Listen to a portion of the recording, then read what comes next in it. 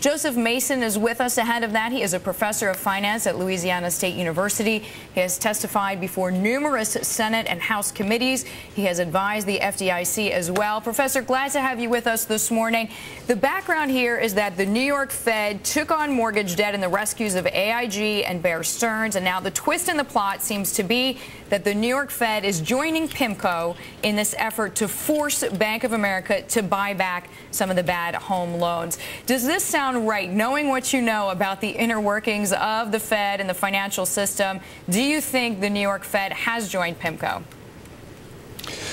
Well, like you said, the Fed's between a rock and a hard place given these asset purchases and ownership issues. They're being dragged into the maelstrom here regarding the foreclosure crisis, which is being whipped up by the plaintiffs' bar right now. Very technical, narrow issues, and it's really hard to see any systematic component here among issuers.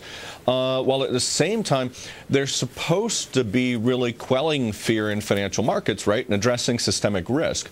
But they're playing a part in this maelstrom, which is whipping up more systemic risk about the issue, creating more uncertainty in financial markets. They really have to choose which direction they want to go. In my opinion, they'd be better off really pointing out how different institutions have addressed these foreclosure problems, some successfully, some less so, and really downplaying the fears right now that are playing on investors' minds. So in other words, if the New York Fed is in fact acting with PIMCO, the New York Fed should be quiet about it.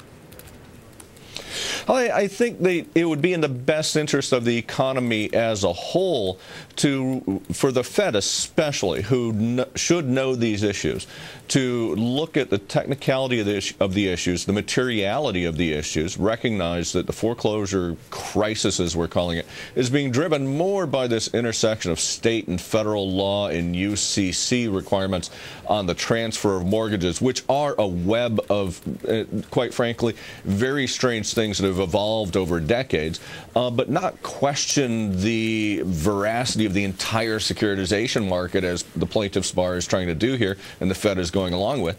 But, recognize that some firms, J.P. Morgan in particular, B of A, Ally Financial, have sought to proactively address their foreclosure problems, preparing for this kind of wave that we're naturally seeing as a result of people who can't afford their homes.